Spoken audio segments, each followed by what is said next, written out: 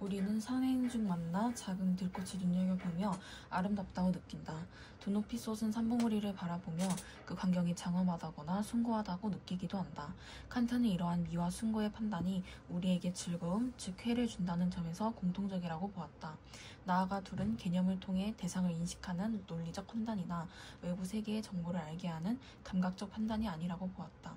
논리적 판단과 감각적 판단이 모두 객관과 관계된 것이라면 미와 숭고는 오직 주체와 느끼는 감정, 즉 주체가 관계된다는 것이다. 그런데 칸트에 따르면 미와 숭고의 판단은 모두 특수한 대상에 대한 주관적 판단이지만 우리는 다른 모든 사람도 그 대상에 대해 자신과 같이 판단할 거라 생각한다. 즉 사람은 자신에게 아름답다거나 숭고한 대상은 남에게도 그럴 것이라고 여긴다. 이러한 점에서 칸트는 미와 숭고의 판단이 모두 반성적 판단, 즉 특수한 것으로부터 보편적인 것을 발견하는 판단이라고 보았다. 하지만 칸트는 다음과 같은 점에서 미와 숭고가 서로 구분된다고 보았다.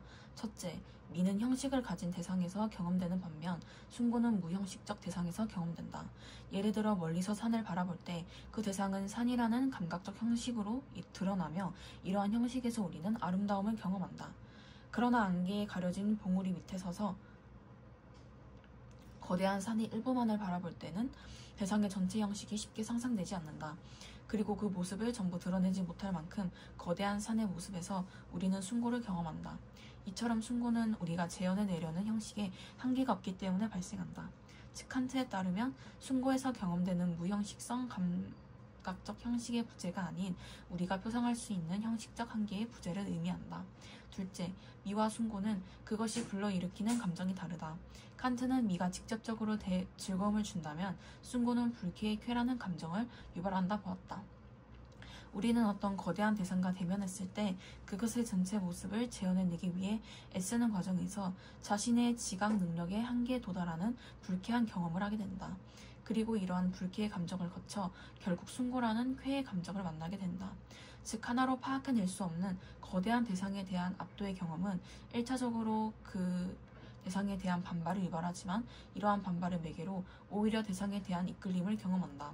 이러한 점에서 칸트는 숭고에서는 미에서 발생하는 고요한 관조라는 마음의 상태와는 다른 마음의 운동, 즉 감동이 발생한다 보았다.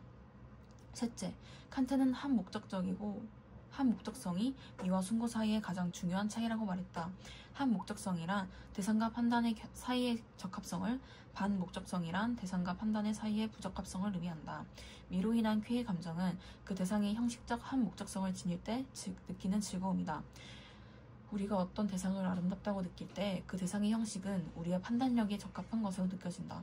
그런데 숭고의 대상은 무형식적이어서 우리는 대상을 하나의 표상으로 파악하는 데 어려움을 겪게 되고 대상을 파악하려는 인식의 노력은 좌절된다.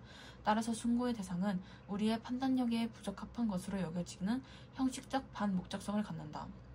하지만 칸트는 숭고가 형식적 반목적성을 갖기 때문에 오히려 이성적 한목적성을 갖게 된다고 보았다.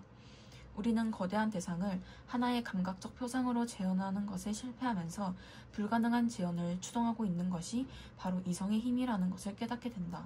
숭고한 대상에서 무형식성 표상되는 까닭은 전체에 대한 재현을 요구하는 이성의 총체성에 요구되기 때문이다. 따라서 칸트는 우리가 숭고를 판단할 때 대상 자체가 아니라 대상에 의해 유발된 우리 자신의 숭고함을 판단하는 것이라고 보았다. 숭고의 체험을 통한 감동이나 존경, 장엄함의 감정은 대상을 매개로 우리 안에 있는 이성에 대해 느끼는 감정이란 것이다. 즉 대상의 아름다움의 근거는 대상 자체에서 찾을 수 있지만 대상에 대한 숭고함의 근거는 대상의 표상 속에 숭고를 느끼는 우리의 사고방식 속에서 찾아야 한다. 마지막으로 칸트에 따르면 숭고는 미와 달리 우리에게 자연의 개념을 확장시키지 않는다. 자연의 미는 한 목적적으로 자연을 이해할 수 있다는 점에서 자연에 관한 깊은 탐구로 우리를 이끈다. 반면 숭고는 우리라는 이성적 존재와 자연 사이의 연결을 드러내는 데 기여한다. 숭고는 광대한 자연의 표상을 통해 우리의 마음이 감정을 떠나 이성에 몰두하도록 자극한다.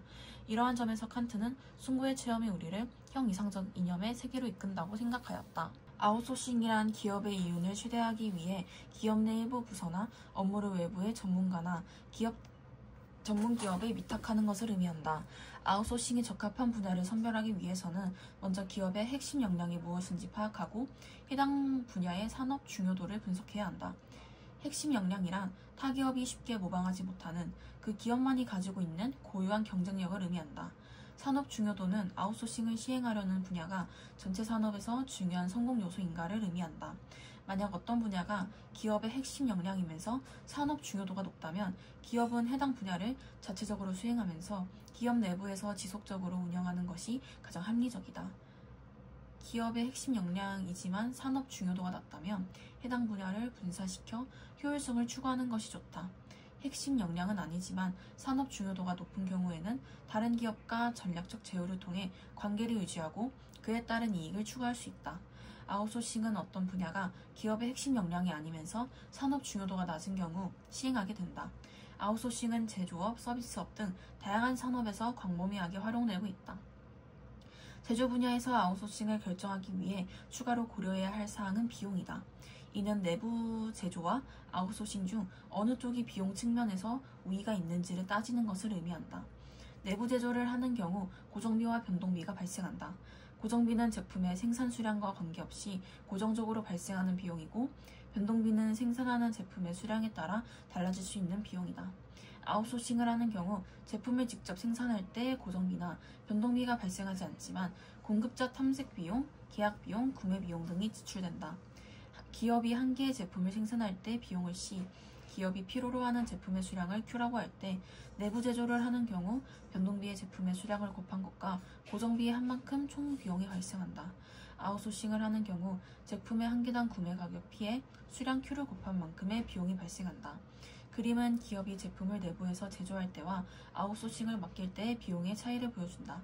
내부 제조 시의 총비용 그래프가 아웃소싱 시의 총비용 그래프보다 더 위에 시작하는 이유는 제품을 직접 제조할 때 고정비가 발생하기 때문이다. 기업의 아웃소싱 시행 여부는 두 그래프가 만나는 지점에 제품 수량인 Q를 기준으로 정해진다. 기업이 필요로 하는 수량이 Q보다 적을 경우 아웃소싱이 유리하고 반대의 경우에는 내부 제조가 유리하다.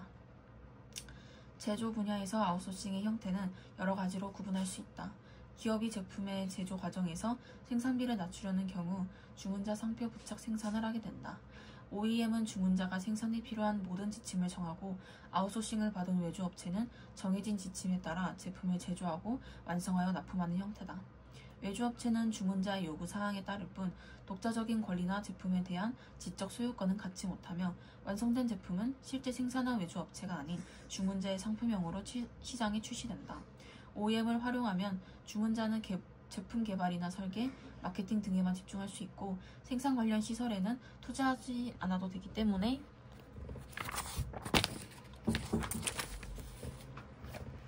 비용과 노동력을 절감할 수 있다. 또한 타국의 기업에 OEM을 맡기는 경우 직접 외국으로 진출할 때 발생하는 공장 설립 비용, 물류 비용 등을 줄일 수 있고 외국의 값싼 노동력을 활용하는 것도 가능하다. 외주업체는 다른 절차를 신경 쓰지 않고 생산에만 집중할 수 있고 지속적인 경험으로 기술력을 향상시켜 경쟁력을 높이는 것도 가능하다.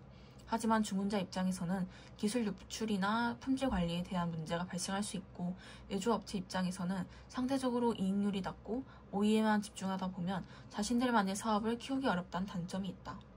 시간이 흐르면서 외주업체의 경험이 축적되고 제조 경쟁력을 가지게 되는 경우 아웃소싱의 형태가 달라질 수 있다. 주문자가 모든 지침을 다 정하지 않고 큰 범위 내에서 개괄적인 지침을 정해주면 외주업체가 이에 따라 상세 설계를 완성하고 필요하다면 주문자가 지시한 설계나 규격까지도 변경할 수 있는 것이다. 이를 제조업자 개발 생산이라고 한다. ODM은 OEM에 비해 외주업체의 생산 관련 권한과 자유도가 높고 외주업체는 주문자와의 협의에 따라 제품에 대한 지적 재산권을 공유할 수 있지만 제품은 주문자의 상표명으로 출시된다. 주문자는 제품 생산에 대한 모든 지침을 완전히 완성하지 않아도 되어 시간과 비용을 절약할 수 있고 외주업체의 전문성을 적극적으로 활용할 수 있다는 장점이 있다. 하지만 외주업체와 분쟁이 발생할 경우 다른 외주업체로의 변경이 어렵기 때문에 주문자는 제품 생산에 차질을 빚을 수 있다. 외주업체는 생산 과정의 세부 절차를 직접 결정하기 때문에 스스로 생산 비용을 줄이는 것까지 가능하게 하여 OEM보다 더 많은 이익을 창출할 수 있다. 대신 외주업체는 OEM에 비해 더 많은 더 높은 기술력을 가지고 있어야 하며 다른 외주 업체와 차별성을 유지해야 한다는 어려움을 가지고 있다.